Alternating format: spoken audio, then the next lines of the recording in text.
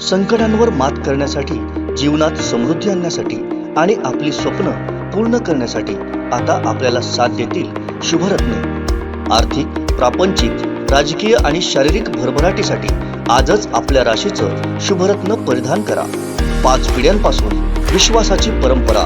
शुभरत्न केंद्र AH मोतीवाला, नेहरू चौक, Maharashtra बँकेसमोर, Nipani. Mobile 09448 14 24 21। शून्य शिक्षक शाळेसंदर्भात दोडामार्गमध्ये उद्धव बाळासाहेब ठाकरे शिवसेनेनं आक्रमक पवित्रा घेतलेला पाहायला मिळाला। बरं, आता तुमच्याकडे काय उपाययोजना तुम्ही केली, कामगिरी केली? आमच्याकडे त्या शून्य शिक्षक शाळा या बंद ठेवणं हे शिक्षण कुठेतरी थांबवल्यासारखं होतं, त्यामुळे आम्ही शाळा सुरू ठेवण्याला प्रायोरिटी दिलेली आहे। अन्य शाळांमधून तिथं आम्ही तात्पुरती व्यवस्था केलेली आहे। जिल्ह्याला या संदर्भात आम्ही वेळोवेळी मार्गदर्शन मागवलेलं, तिथं माहिती पण दिलेली आहे की एवढ्या शाळा आमच्या बंद होणार आहेत, एवढी मुलं आमच्याकडे रिक्त आहे, सगळी माहिती आम्ही जिल्हास्तरावरती दिलेली आहे।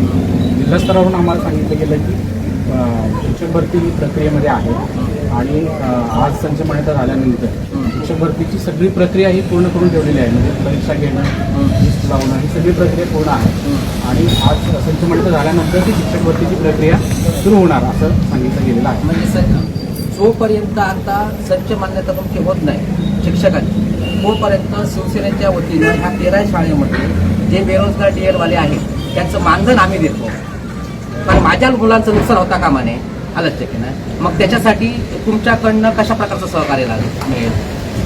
आम्ही त्यांचं मानधन आम्ही देतो शिवसेनेच्या वतीनं आणि उद्यापासून त्या शाळेवरती 13 शाळेवरती एक बेरोजगार त्या ठिकाणी पाठवतो।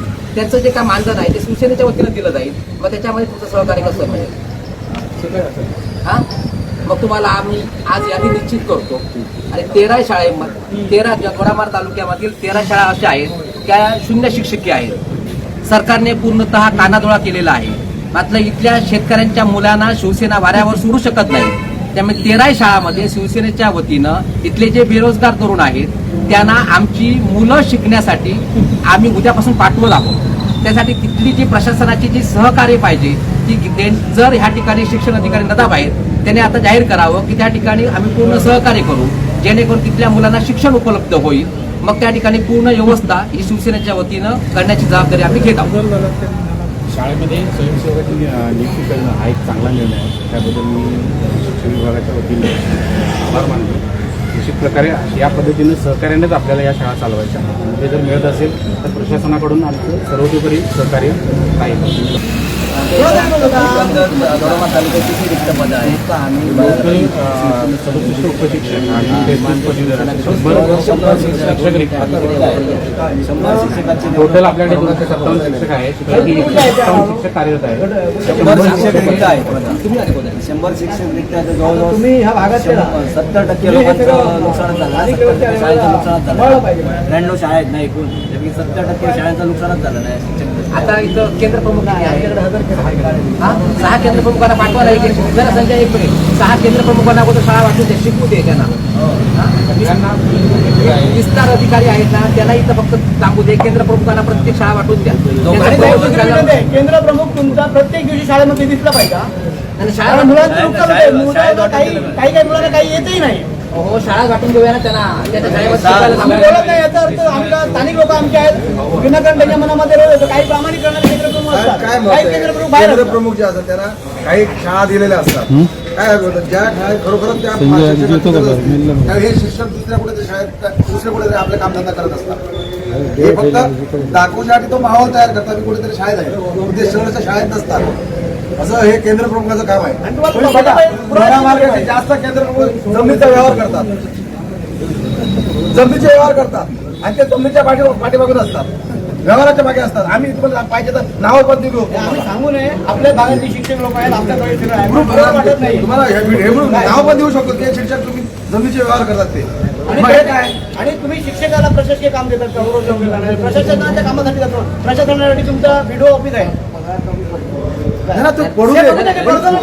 केंद्र प्रमुख आहेत ना ते जास्त जमिनीचा व्यवहार करतात। ते जे विषय आहेत ना लक्षात घ्या तुम्हाला, ते विषय आजच्या आंदोलनाचे नाही असं। बरोबर, आजचं आंदोलनाचा एकच विषय, माझ्या शाळेतल्या शाळेमध्ये मुलांसाठी शिक्षक पाहिजे आलं सगळं. आणि तुम्ही जे बोलतात ना त्याच्यासाठी त्यांची यंत्रणा आहे ना, काम करू दे ना. ते रोज आम्ही कशावरती संघटनेने घ्यायचे त्यांची संघटना आहे, ते शिक्षक आहेत, ते विस्तार अधिकारी आहेत, जिल्हा शिक्षण अधिकारी आहेत. त्याच्यामध्ये नाही. आता विषय फक्त आमचं एक 13 शाळा आहे. 13 शाळेमध्ये आम्ही स्वयंसेवक त्या ठिकाणी देतोय. आता येत आहेत ते ह्या ठिकाणी आम्ही शाळा त्यांना वाटून देणार. त्यांचं मानधनाची जबाबदारी शिवसेना घेत आहे. आणि जे केंद्र प्रमुख आहेत त्यांना तुम्ही कुठच्या शाळा देणार तेच तुम्हाला सांगलं की तुम्ही सांगा आम्हाला. दोडामार्ग तालुक्यामध्ये एकूण 93 शाळा आहेत. पैकी 13 शाळा या शून्य शिक्षके आहेत. त्या शाळांवरती आम्ही 2 दिवसापूर्वीच त्या ठिकाणी शिक्षकांची नियुक्ती इतर शाळांमधून केलेली आहे. ते शिक्षक त्या ठिकाणी गेलेले आहेत आणि शाळा सुरळीत सुरू आहेत. आपल्याकडे एकूण 257 शिक्षक मंजूर आहेत. पैकी 157 शिक्षक कार्यरत आहेत आणि 100 पदं रिक्त आहेत. त्यामध्ये उपशिक्षक 67 आहेत आणि पदवीधर 33 असे टोटल 100 शिक्षक आपल्या तालुक्यामध्ये रिक्त आहेत. या रिक्त पदांवरती आम्ही जिथं शक्य होईल तेवढं 10 पटाच्या शाळांमधून शिक्षक त्या ठिकाणी पर्याय व्यवस्था करण्याचं आम्ही नियोजन केलेलं आहे आणि त्या पद्धतीनं आमची कार्यवाही सुरू आहे. शिवसेनेचं आंदोलन आहे, आपल्याशी संवाद सुद्धा साधलेला आहे. त्यांनी एक प्रस्ताव ठेवला आहे, त्याबाबत काय निर्णय घ्याल? शिक्षण हे शिक्षणामध्ये समाजाचं सहकार्य हे अपेक्षित आहे आणि जर या पद्धतीनं जर शिक्षण विभागाला सहकार्य होत असेल तर निश्चितच ते स्वागतार्ह आहे. आणि कुठेतरी शिक्षण व्यवस्था सुरू आहे ऑलरेडी, त्याच्यामध्ये थोडा हातभार लागेल आणि शाळांना सहकार्य होईल. मुलांच्या शिक्षणासाठी योग्य असं मला वाटतं. गुरुसाहेब, आज आंदोलन आपण शिवसेनेच्या वतीने करताय. महत्त्वाचा मुद्दा आहे, अगदी शैक्षणिक जो महत्त्वाचा समाजातील विषय आहे, हा विषय घेऊन आपण आज आंदोलन करताय. काय नेमकी आपली भूमिका आहे आणि काय पर्याय आपण सुचवलाय? खरं तर ह्या वर्षी उशिरा शाळा सुरू होत आहे आणि उशिरा शाळा सुरू होत असताना सुद्धा शिक्षण विभागामार्फत ह्या ठिकाणी प्राथमिक शिक्षणासाठी शिक्षक उपलब्ध पाहिजे याची कुठच्याही प्रकारची व्यवस्था न केली गेली नाही. याचा अगोदर आम्ही निषेध करतो. 4 दिवसांपूर्वी आदरणीय खासदार विनायकजी राऊतसाहेब, आमदार वैभवजी नाईक यांच्या नेतृत्वाखाली आम्ही जिल्हा परिषद मुख्य कार्यकारी अधिकाऱ्यांची सुद्धा भेट घेतली आणि त्यांना आम्ही सांगितलं की 15 तारीख शाळा सुरू होत आहेत. त्या दिवशी प्रत्येक शाळेमध्ये त्या ठिकाणी शिक्षक उपलब्ध झाला पाहिजे. त्यावेळी त्यांनी सांगितलं की ते प्रत्येक शाळेमध्ये आम्ही कामगिरी काढून त्या ठिकाणी शाळा त्या ठिकाणी उघडण्याचं काम करू.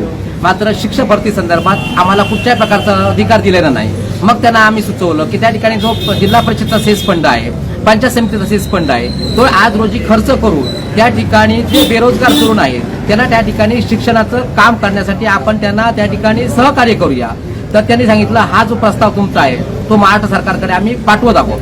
पण दुर्दैवाची अशी गोष्ट आहे की राज्य सरकारचं असं धोरण आहे, जे निवृत्त शिक्षक झालेले आहेत त्यांना आता ज्या ठिकाणी रिक्त शाळा आहेत त्या ठिकाणी त्यांना पाठवण्याचं नियोजन हे राज्य सरकारमार्फत चालू आहे. पण ह्या गोष्टीला आमचा विरोध आहे. याचं कारण असं आहे की शिक्षक रिटायर होऊन आज 10 वर्ष झालेली आहेत, 15 वर्ष झालेली आहेत. त्यांना जो नवीन जो शैक्षणिक जो बदल झालेला आहे तो त्यांना माहिती नाही. वयोमानाप्रमाणे त्यांना आजार आहेत. तर मध्यंतरीच्या काळामध्ये रिटायर झाल्यानंतर त्यांना शैक्षणिक कामामध्ये खंड पडलेला आहे. मग हे त्यांचा रुटीन येण्यासाठी बराच कालावधी जाईल आणि त्याच्यामध्ये मुलं कंटाळतील, मुलांचं शैक्षणिक नुकसान होईल आणि शेवटी पालक आपल्या मुलांचं हित बघून आपली मुलं इतरत्र पाठवतील. मला तर असं वाटतं की ह्या जिल्ह्यामधल्या शाळा बंद झाल्या पाहिजेत. प्राथमिक शाळा बंद, जास्तीत जास्त शाळा बंद होऊ दे. त्यामुळे सुरुवातीलाच अशा प्रकारचं नियोजन शून्य कारभार ह्या शिक्षण विभागानं केलेला आहे. आता आमची जबाबदारी येते की माझी मुलं तालुक्यातली शिकली पाहिजेत.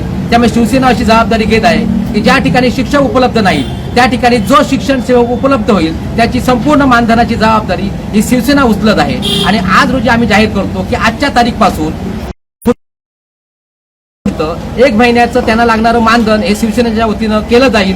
आणि आज 97 शाळा आहेत आणि 97 शाळेमध्ये ज्या ज्या ठिकाणी शिक्षण सेवक काम करण्यास तयार आहेत किंवा ज्या ठिकाणी गरज आहे त्या ठिकाणी आमचे जे कार्यकर्ते आहेत, पदाधिकारी आहेत, त्या ठिकाणी तिथं सहकार्य करतील आणि त्या ठिकाणी शिक्षक सेवक उपलब्ध करून देतील.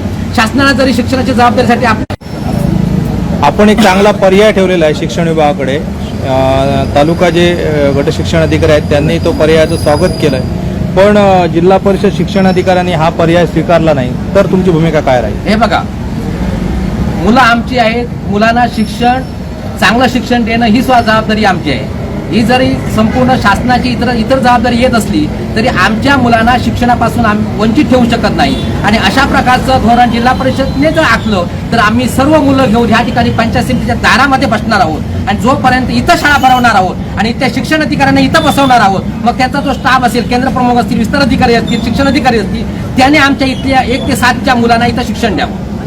आपण अजून एक मुद्दा मांडला की जे केंद्र प्रमुख आहेत त्यांनी शाळांवर जावं. बरोबर आहे की आज रोजी जर तुमच्याकडे तुटवडा असेल, तुमच्याकडे आणीबाणीसारखी परिस्थिती असेल, जर आज केंद्र प्रमुख आहे, त्या केंद्र प्रमुखांची जबाबदारी आहे त्या ठिकाणी त्यांनी शिक्षणासाठी प्रत्येक वर्ग एक शाळा घ्यावी आणि ती जबाबदारी त्याचं नियोजन शिक्षणाधिकाऱ्यांनी करावं. शिक्षण आमच्या हक्काचे नाही कुणाच्या बापाचे. शिक्षण आमच्या हक्काचे नाही कुणाच्या बापाचे. आमचे दिवसभरातले सर्व अपडेट्स, ताज्या घडामोडी आणि थेट लाईव्ह पाहण्यासाठी सबस्क्राईब करा, लाईक करा कोकणचं नंबर 1 महा चॅनल कोकण 7 लाईव्हचं YouTube चॅनल.